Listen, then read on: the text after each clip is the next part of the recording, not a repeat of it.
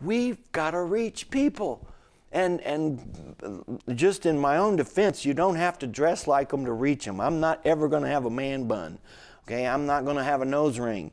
I'm not going to, pierce my ears or my tongue in order to reach people. That's not what we're saying at all. What we're saying is there is a gap between us and the world. There's a gap, a generation gap, a theological gap, a religious gap, an age gap. There are lots of gaps, and it's easy to fill in that gap with resentment and anger and bitterness because they don't know how to work, or they don't know how many times have you felt like they don't know how to serve, they don't know how to do this or that, they weren't raised like me. No, they probably weren't raised like you. And maybe they're entitled and they feel entitled. You ever seen people like that? And probably Nicodemus was one of these entitlement mentality people. He felt like he had a right to meet with Jesus. He was important. Jesus is important. Let's meet, but not in the daytime. Let's meet at night. And I'm not going to go too far. I'm not going to admit who you really are, but I just want to rub shoulders with people that everybody's talking about. Boy, that kind of thing irritates me. And it's so easy to respond, and we could respond to those around us in anger and bitterness and feel justified in doing so. If Jesus had said, Nicodemus, you don't deserve to meet with me. Go to the back of the line, I wouldn't have had a problem with that at all. And I would have felt like he was totally justified in doing that. But if we treat this generation like that, we are not going to reach them. You have got to quit being angry at the people God's called you to reach. It's not going to go over. The world doesn't need any more bitter, angry, condescending, critical preachers and Christians. We need to be happy. We need to respond like Jesus. And I'm going to tell you, this is just an example that was mentioned, but even John said, if all the things that Jesus said and did were written in books, the world itself couldn't contain them. So this probably happened hundreds and hundreds of times, but we just see this one. But this gives us an insight into how to relate to people that are difficult to relate to. But when the love of God motivates you and dominates you, these things are much easier to do. And watching Jesus operate is just amazing to me. Again, he said in verse 2, this man came to Jesus by night and said to him, he didn't ask him a question. He didn't honor him, thank him, worship him. He just said, he didn't even meet him halfway. He says, we know that you're a teacher. Oh, really? You figured that out, did you?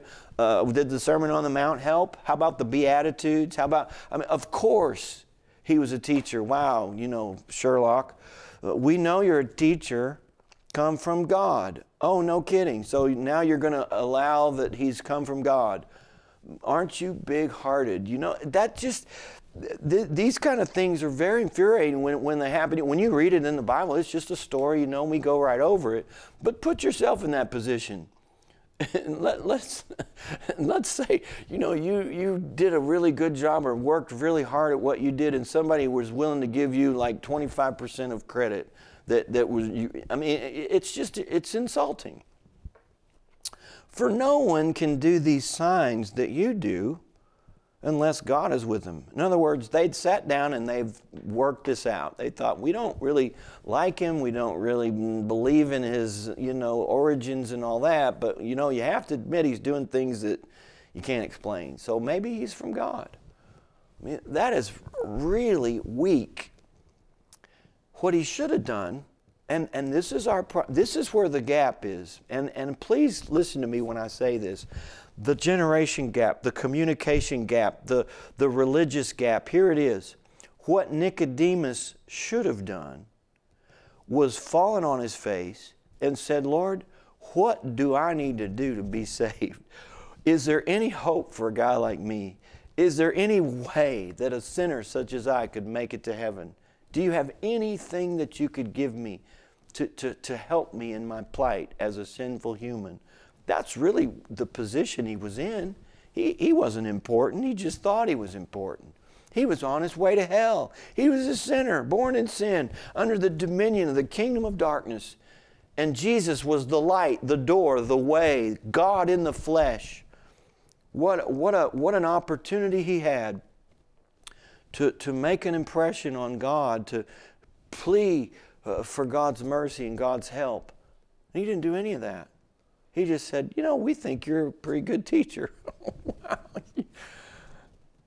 He should have asked a question, at least ask a question. That, you know, when you ask someone a question, it's a sign of respect. It's a sign that you think they know something that you don't. But he didn't even do that. He wouldn't even ask him a question.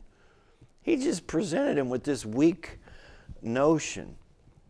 And you know what Jesus did? Talk about bridging the gap, not meeting halfway, but going all the way, meeting people right where they are.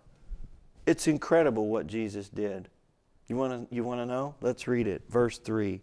And Jesus answered and said to him, most assuredly I say to you, unless one is born again, he cannot see the kingdom of God.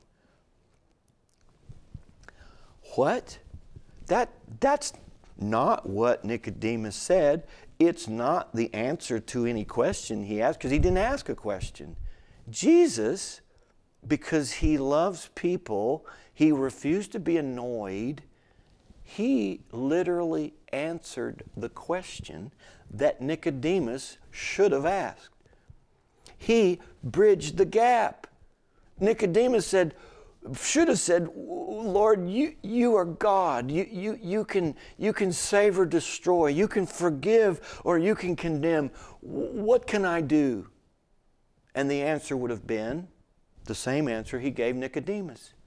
You must be born again or you cannot see the kingdom of heaven. I love this. You know what this means? Here's what it means. Nicodemus was so far from God that he didn't know the answer. He was so far from God that not only did he not know the answer, he didn't even know the question. He didn't know how to relate to God. He didn't know what to say. You could tell it by the things he said. We think you're a teacher or come from God. Was that really the way you want to introduce yourself to God? Is that really you? He didn't know what to do. If we could look at the world through the eyes of God, we'd have much more patience and compassion with them. Listen, folks, the world is filled with people that are trying to find a way to live life without God, and it's not working. They're miserable, they're scared, they're afraid, they're lost, they're blinded, they're confused, they're angry, and they're annoying. They are annoying. Not only do they not know how to relate to church, to Christians, to God, they don't know the answer. They don't even know the question. They're so lost today that if somebody doesn't have compassion on them, if somebody doesn't care about their future and care about their soul, we're just going to argue and bicker and fight until life is over and it's too late for them to find the truth. I don't want to do that. I want to present truth in words and in actions. I want to see past the annoying surface and realize that behind that screaming and shouting and rage is a scared little lost human being that needs God. They may not know that, but I know it. In this new series, you will learn the keys to getting your joy back and enjoying life, even in these challenging days. Visit gregfritz.org to download the MP3s or watch the streaming videos for free.